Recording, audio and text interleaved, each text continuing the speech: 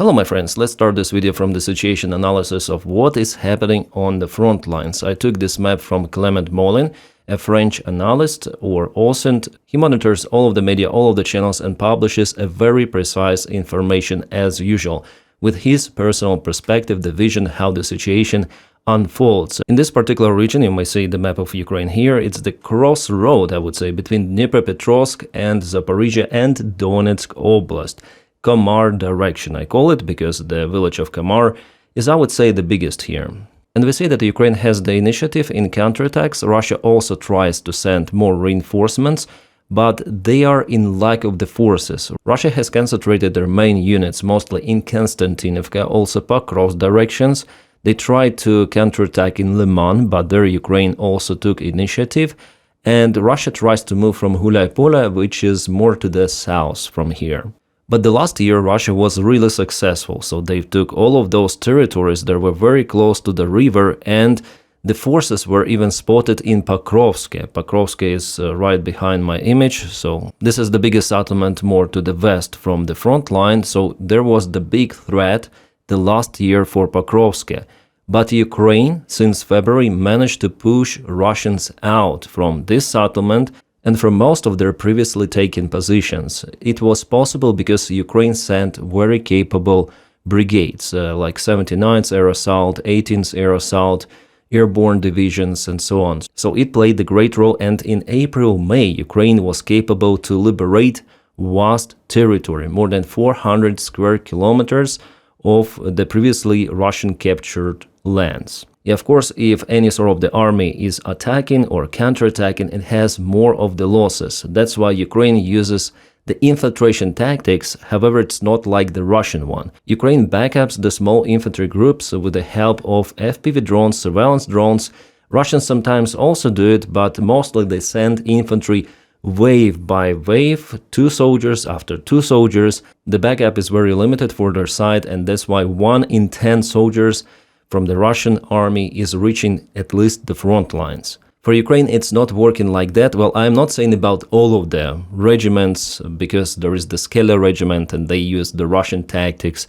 They also failed with their counteroffensive operation in Grishina, not that far away from Pokrovsk. It was a big disaster. They lost so many infantrymen, and this is the Syrsky Special Brigade, let's call it.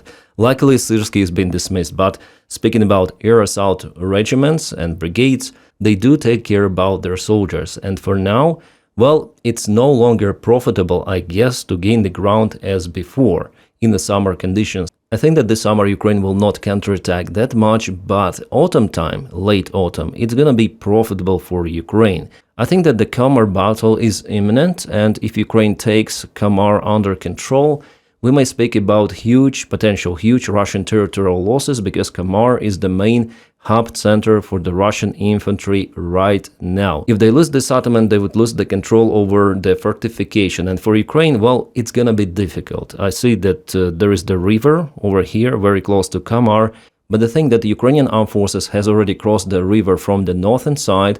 Russia sent some of the extra reinforcements from the 90th Tank Division, but so far they're unable to repel all the Ukrainian counterattacks. So there is the possible variant for Ukraine to go from the north to Kamar and also simultaneously to counterattack from the western direction. Also in the northern part near Ivanivka, this territory, by the way, was also occupied by Russians. Ukraine went on counterattack in June. I think they cleared this territory fully, taking Russian prisoners of war or cancelling Russian forces in this direction. At the same time, Ukraine continued the counterattack towards Gulay-Pole from the northern direction. And that is what makes Russia to split their resources, and they're unable to propel from Gulay-Pole that fast as they could, because there is always the risk for them coming from the northern part. Guys, before we continue with other maps and the big failed attempt of the Russian army to gain more territories in Pokrovsk direction, let me tell you about a partner of my channel. It is Ground News. It is the only sponsor of my channel, my friends, because I trust them a lot, and I was subscribed for the Ground News even before our cooperation. Every morning I check out the Ground News. It became my routine, and it helps a lot with the job that I do here on this channel. Without Ground News, it wouldn't be that fast for me to obtain the information, not just about Ukraine, but from all around the world. And here we have a top article about Ukraine. Ukraine strikes Iranian vessel as United States-Iran pose attacks. And it went to the daily briefing actually. So here we have the brief information where it happened, the geolocation, Caspian Sea, indeed there was the strike. And you can go view all sources and it is loading you the standard article format, where you see that it's kind of the top story. Almost 300 of the news sources has reported about it.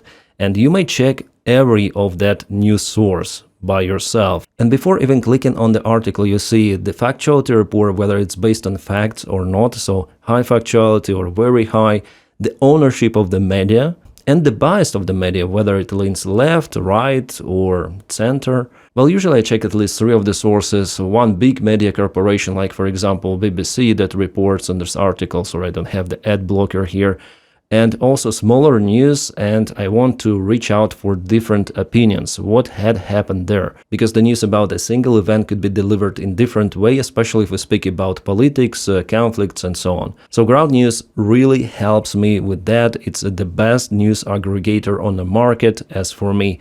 And I'm calling you guys to subscribe for the Ground News with my personal link. It's ground.news/Dennis. You may find it in the video description right below or scan the QR code available on the screen. Again, it's the only sponsor of my channel and I've worked with them for many years. I trust them and they're just fantastic. With my link, you'll have 40% of discount and I recommend to join the Vantage plan that I use myself. It gives you the full access to the platform features. So Ground News, thank you so much for your partnership, and guys, thank you so much for clicking the links. That's how you also support the job that I do here.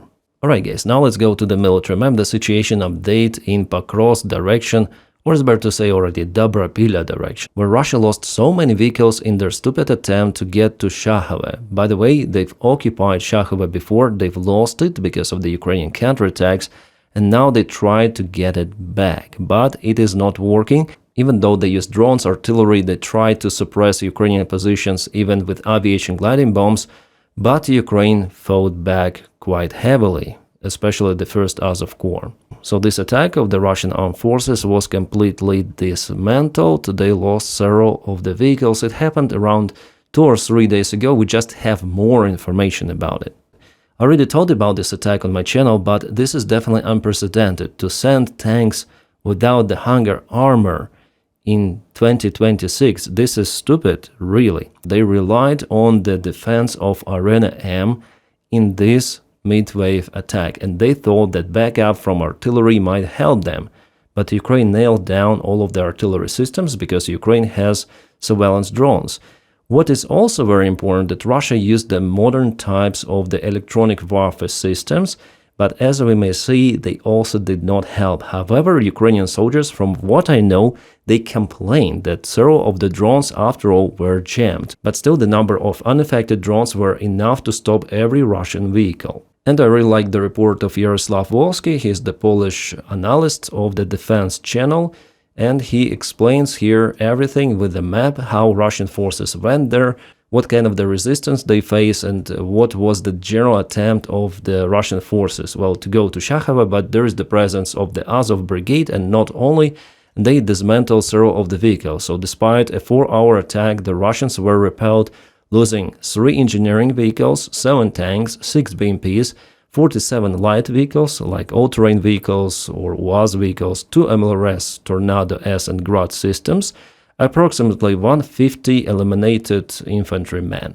Here he explains that those 47 light vehicles are one-way disposables created from the confiscation of civilian, like Lada, yeah, or motorcycles. They also vehicles. About the Russian forces, here we're likely talking about the company-sized tactical groupings. The assault was well prepared. The Russians used FABs, so aviation gliding bombs, Landsets, to try to isolate the battlefield, but we see it doesn't help. This tactics is not working. The Ukrainians responded by scatter mining the routes of the Russian columns and twice destroying bridges deployed by Russians. Plus, Ukraine also used own aviation for those bridges, so Russia used aviation, gliding bombs or FABs, and Ukraine too. So Russian columns were massively targeted by FPV drones, with the Ukrainians noting the presence of very strong jamming of the electronic warfare from Russians. Photos previously posted from attacking columns show tanks equipped with Arena M system. And Yaroslav here thinks why Arena M did not work properly. It didn't work at all, I would say. The possible reasons: radars are poor quality and can't handle discriminating slow-flying drones. I also tend to believe like that. They need the tuning for slow-flying targets. It is set to confront the RPG shells or anti-tank missiles, and drones, they are very unrecognizable targets, I would say. Not about the size, but about how they move. Because Arena M uses Doppler radar, it's understandable that it requires calibration, but Russians send their tanks and their infantry just like that.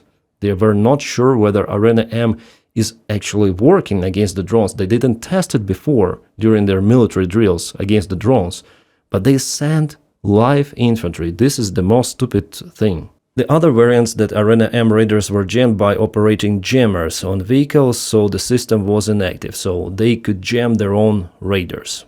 Is it possible? Yes. And the third one, the crews turn off Arena M for some reason. Well, everything could be, yeah? Well, actually there is one reason to deactivate Arena M. Because it is blasting out, so it fights against the incoming shells. Like, it also creates its own kaboom, so it may dismantle the electronic warfare systems, all of the grill protection and so on. So maybe there is the reason for the soldiers was actual to turn the Arena M off to avoid the extra damages to the tank. Maybe it's like that. Or not actually to the tank, but to the tank equipment. Plus, the evacuation from the tank with Arena M system working is not possible. It will kaput crew members if they try to move out. Also, guys, let's go to Lyman direction, where Ukraine has the counterattack towards Lipova, Zelena Dolina and Nova. Well, the information is mostly coming from the Russian channels. Let me show you. So this is the Russian map of Rybar, where he tells that Ukraine continued to counterattack towards Shedriholove. And also there is one more counterattack of the Ukrainian armed forces with the vehicle towards the stadium of Lyman itself. So the fight is ongoing for the city. There are some of the infiltration Russian groups who went close to Lyman and they put it in a gray zone. From what I understand, there is almost no presence of the Ukrainian infantry in the city, but still Ukraine sends, like for example, ground unmanned units to operate there, and also lots of the drones. And guys, about Konstantinivka, we have the information that Russia has intensified infiltration attacks there, and they moved with a gray zone, but still some part of the settlement is under Ukrainian control. And basically it's all in a gray zone. There is the presence of Russian infantry. They went here, for example, to the eastern or northeastern outskirts, and they're moving little by little to the city center. Well, some sources say that Konstantinivka is fully occupied, especially Russian sources, and some of the pro-Ukrainian channels too say like that, but analysts, they're saying that still there is the presence of the Ukrainian infantry in Konstantinivka. Marcos analyst says about it, the author of this map, and also Clement Molin. Here he says who controls Konstantinivka. There is a very big debate to know who really controls the city. Many maps are showing the city as Russian control, which is, in my opinion, is not true, as I will explain it here. So simply there are geolocations of the Ukrainian army, Ukrainian infantry presence elsewhere, as well as the Russian presence. So Russians, Ukrainians, they could be in the neighboring buildings. They're fighting between each other right now. It's a mix, everything is boiling. And his fresh post from today that 60 comments later, no one has been able to provide me with proof of the Russian army's total control of the city of Konstantinivka. So Konstantinivka has not fallen. Ukrainians and Russians are present in almost the entire city, and the fighting continues. Once again, a serious analyst who would explain that the city has fallen without proving my reasoning wrong is not a serious analyst. And here I agree, like, we need proofs that Russia has established full control, that there is no presence of Ukraine, absolutely. So for now, the city of Konstantinivka is still in a gray zone. You see, this is Russian with a flag. And it disappears. Magic.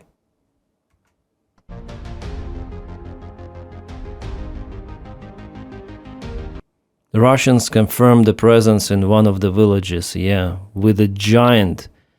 He is 6 meters high. Yeah, the Russian 127 raised an AI flag in Bely Kolodets. It is kind of far away from the actual Russian positions.